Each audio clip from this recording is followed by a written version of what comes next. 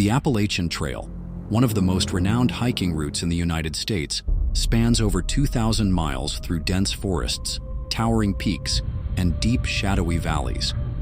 It's an adventure that attracts thousands of hikers each year, offering scenic views and a sense of peace in nature. But nestled in the rugged hills near Roanoke, Virginia, lies an unnerving stretch of the trail. Known to few as the Devil's Passage, this section is avoided by locals, its name whispered in dark corners, never spoken aloud in the daylight. Hikers who unknowingly wander into this haunted path often vanish without a trace. Those fortunate enough to escape tell tales of unexplainable phenomena, creeping shadows, unnatural silence, and something that watches from the trees. The park rangers refuse to even acknowledge this part of the trail, brushing it off as an urban legend. But deep down, they know the truth. Something in the woods has fed on the souls of many. In 2017, an experienced solo hiker, Daniel Carter, set out to conquer the Appalachian Trail. A seasoned outdoorsman with multiple successful hikes under his belt, Daniel was eager for another adventure, unaware of the darkness that awaited him.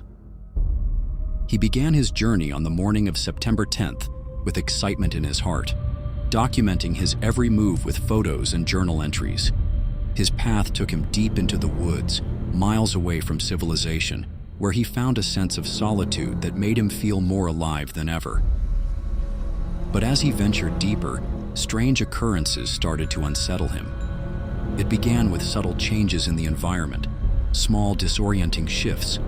At night, the air grew still, unnaturally so, as if the forest had fallen into a suspended animation, holding its breath. Daniel shrugged it off at first, but soon, his keen sense of survival began to scream warning signals. Something was not right, and it wasn't just the silence. It was the eyes in the shadows, the sense of being followed, even when there was no one in sight. On the evening of September 17th, Daniel set up camp near an old abandoned fire tower that hadn't seen visitors in decades. The trees around him were unnaturally still, not a single leaf stirred in the wind. The moonlight barely penetrated the dense canopy, casting eerie shadows on the ground. As he unpacked his gear, he noticed something strange. Large footprints around the base of the tower. They weren't his. They weren't even human.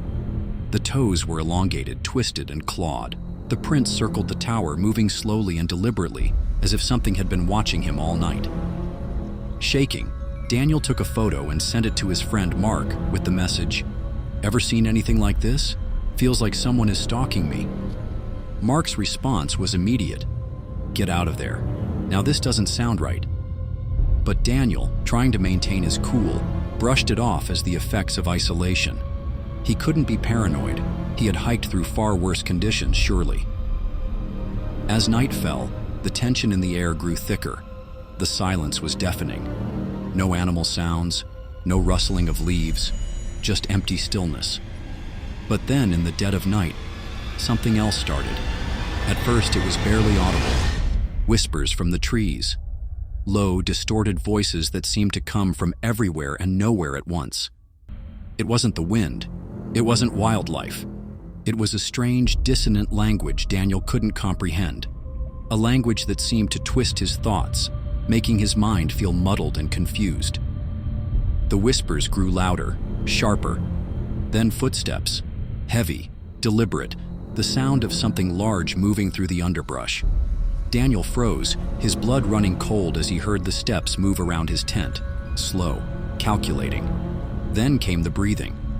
It was ragged, deep, wet, as if someone or something was standing just inches away, exhaling into the night air. His heart hammered in his chest, and his pulse quickened as he realized this wasn't a person. Whatever was out there, it wasn't human. Daniel grabbed his flashlight, his hands trembling as he unzipped the tent.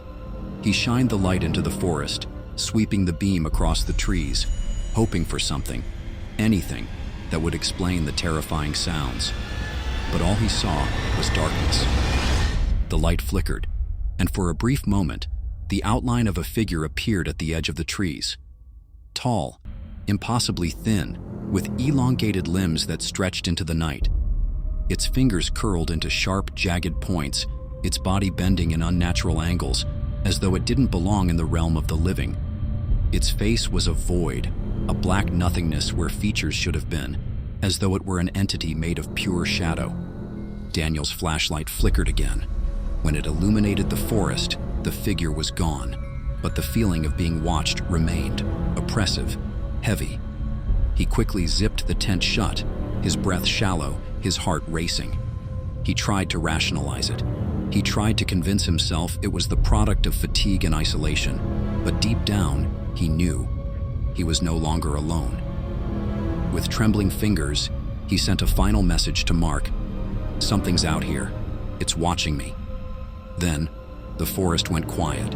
No footsteps, no whispers, just complete, unnatural silence, as if the world itself was holding its breath. Daniel tried to sleep, but every time he closed his eyes, the feeling of eyes on him grew stronger. The next morning, Daniel's camp was found, but he was gone. His tent, sleeping bag, and backpack were untouched, as if he had simply vanished in the night. The only evidence that he had been there were the footprints, 2 sets, one human, one unhuman. The unhuman set was disturbingly large, its claws digging deep into the earth, leaving behind a mark that would never fade.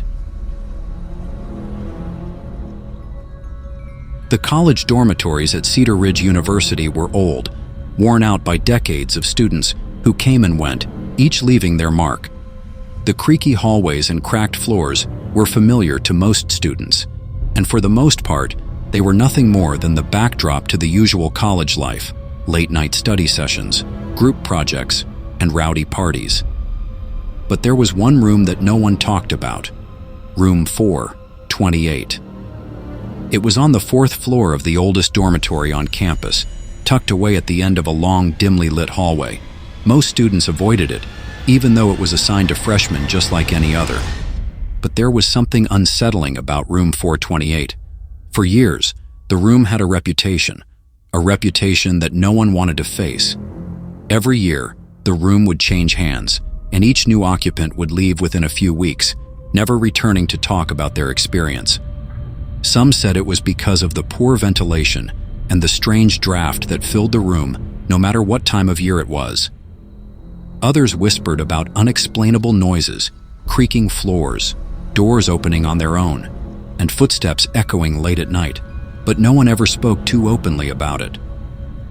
Then came Rachel Peterson, a shy, ambitious freshman who had moved to Cedar Ridge from a small town in Ohio. She wasn't the type to be scared easily. She had always wanted to go to a big university and was determined to make the most of her experience. She was assigned to room 428, and she didn't think much of it. In fact, she was glad to have a room to herself in such an old building. She quickly unpacked her things, eager to start her college journey. The first few days were uneventful. Rachel got settled in, made some new friends, and started adjusting to life on campus. But soon, she noticed something strange. At night, she would often hear soft whispers coming from the corner of the room.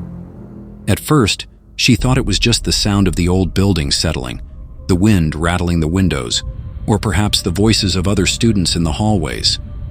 But then the whispers grew louder, more distinct, and no matter how hard she tried, she couldn't make out the words. It wasn't long before Rachel started experiencing strange dreams. Nightmares, really. Dreams of dark figures lurking in the shadows, moving just outside her line of sight, always there, but never fully visible. She woke up in the middle of the night, drenched in sweat, heart racing. Her sheets would be tangled around her, and she would lie there staring at the ceiling, too scared to close her eyes. But the worst part was the shadow. At night, the corner of her room would grow darker, even though the light from the street lamps outside illuminated the space. And then, just before she drifted off to sleep, she would see it. A figure, tall and thin, standing in the shadows. It never moved, never made a sound, but Rachel could feel its presence. She could feel its eyes on her, watching her from the darkness. Rachel tried to convince herself that it was just the stress of adjusting to college life, Long nights studying, too many energy drinks, a combination of exhaustion and fear. But the feeling of being watched didn't go away. Every time she would glance toward the corner, she could see the shadow waiting for her. One night, Rachel decided she couldn't take it anymore. She was tired of the nightmares, tired of the shadow that lingered at the edge of her vision. She stayed up all night, reading and writing, trying to distract herself. But by 3 a.m., the whispers grew louder. They were no longer soft, barely audible. They were clear now, distinct. The voice, it sounded like a man's voice, deep and raspy. It was calling her name, soft at first, then louder, more desperate. Rachel froze, too terrified to move. She turned her head slowly to the corner of the room. The shadow was there, but this time it was moving. The figure began to shift, growing taller, its form becoming more defined. Rachel could see its shape now, a man, or something like a man, but with a distorted face. Its eyes were empty voids, and its mouth was stretched into a grin that seemed to stretch on forever. The shadow stepped forward, its movement unnatural, like it was floating, not walking. Rachel's heart pounded in her chest as she watched in horror, unable to move, unable to scream.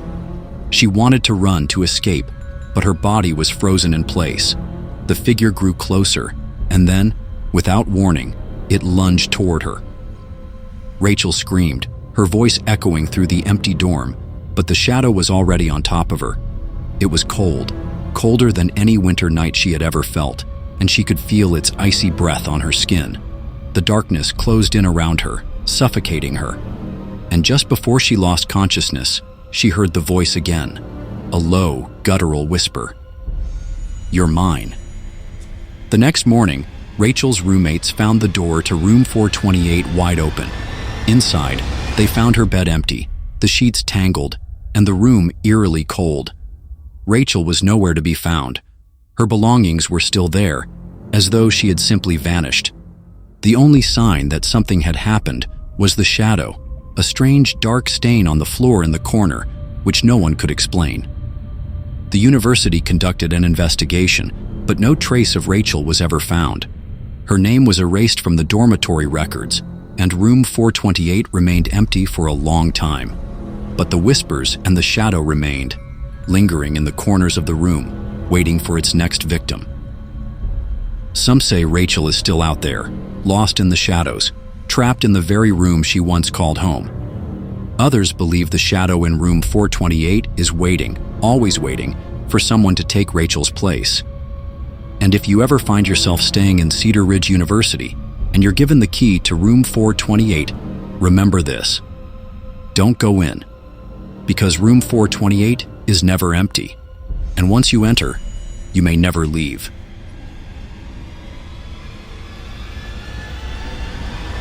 Moving into a new home is supposed to be a fresh start, an exciting new chapter in life.